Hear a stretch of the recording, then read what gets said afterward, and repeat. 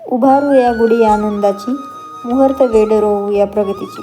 गुढीपाडव्याच्या व नवीन वर्षाच्या तुम्हाला व तुमच्या परिवारास हार्दिक हार्दिक अशा शुभेच्छा. नमस्कार मंडळी. नवीन वर्ष आणि गुढीपाडवा होता, त्याच्यामुळे सकाळ सकाळी लवकर उठून घेतलं, रांगोळी वगैरे काढल्या आणि आपल्या नवीन घराला दरवाजाला तोरण करायचं होतं त्या आंब्याचं. त्याच्यामुळे त्यांना म्हटलं मला थोडीशी मदत करा, म्हणून ते मला मदत करत होते.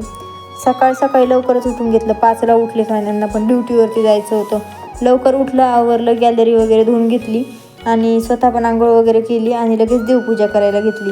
देवपूजा करत असताना मी तुम्हाला नारळ लावलेला माझा कोंबशे दाखवते बघा, किती छान दिसतोय तो. आणि देवपूजा झाल्याच्या नंतर लगेच गुढीपाडव्यासाठी जे पण काय ताट वगैरे साहित्य लागणार होतं ते लगेच काढून घेतलं आणि पटपट आवरून घेतलं. यांना म्हटलं मला गुढीला साडी नेसायची आहे, तर मला थोडीफार मदत करा, म्हणून ते मला गुढीला साडी नेसवायला मदत करत होते. यांचं काम खूप परफेक्ट असतं. माझ्याकडनं थोड्या खालीवरती झाल्या होत्या मिऱ्या, पण यांना काय जमणत म्हणून हे म्हटले मीच करतो. म्हटलं ठीक आहे बाबा, करा तुम्ही. यांना सगळं काही असं एकदम व्यवस्थितच लागतं आणि मला काही इतकं जमत नाही, त्याच्यामुळे त्यांना म्हटलं तुमच्याच मनानं होऊ द्या. आमचं नवीन घर होतं आणि नवीन घरामध्ये आम्ही गुढी उभारतोय, तर आम्ही दोघं पण खूप आनंदी होतो आणि खूप भारी असं वाटत होतं, कारण आम्ही आमच्या घरामध्ये यावर्षी गुढी उभारत होतो. तर आम्ही गुढीला जे आनंदी, निरोगी आणि घरामध्ये सुख समृद्धी यावं यासाठी जे आपण आंब्याचे डगळे किंवा पानं वगैरे लावतो, तशी सगळं काही पद्धतीने गुढी उभारली होती, बघू शकता तुम्ही. आणि फायनली आता आपली गुढी उभारणं झालेली आहे. ती गुढी घेऊन आता आपण गॅलरीमध्ये आलेलो आहे. गॅलरीमध्ये भरपूर असा स्पेस आहे, आपल्याला अडचण वगैरे नसल्यामुळे आम्ही गुढी खूप छान पद्धतीने उभारलेली आहे, बघू शकता. फायनली आता आपली पूर्ण गुढी उभारणं झालेली आहे. सगळे सामान एका जागेवर करून घेतलं. यांना म्हटलं आता तुम्ही लगेच पूजा करून घ्या, म्हणजे तुम्हाला पण ऑफिसला जायला वेळ होणार नाही.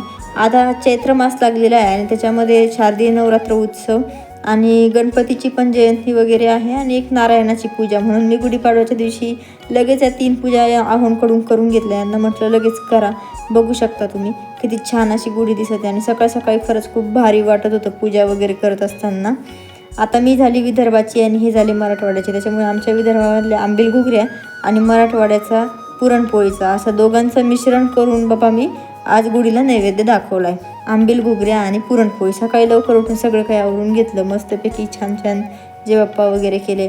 आता सकाळपासून उठलेली होती म्हटल्यावर भूक तर लागणारच, मला पण लागली आणि यांना पण लागली, म्हणून लवकर आवरलं आणि पटकन दिशेने घरामध्ये जाऊन आवरायला लागलो. तुमच्यासोबत मी परत एकदा पूजा शेअर करते, बघू शकता. गणपती, सुपारी आणि मी लक्ष्मीची पूजा मांडली, कारण शारदीय नवरात्र उत्सवामध्ये देवीला खूप मोठं महत्त्व दिलं जातं आणि ही आपली गुढी. अशा पद्धतीने गुढी उभारून घेतली आणि नंतर दोघांनी पण मस्तपैकी फोटोशूट केला. चैत्र पालवीने नटलेली ही सृष्टी घेऊन आली नवीन दृष्टी. तुम्हाला व तुमच्या परिवाराला परत एकदा गुढीपाडव्याच्या व नवीन वर्षाच्या हार्दिक हार्दिक अशा शुभेच्छा. धन्यवाद. आवडल्यास आपल्या चॅनलला लाईक आणि सबस्क्राईब करायला मात्र विसरू नका. Bye bye.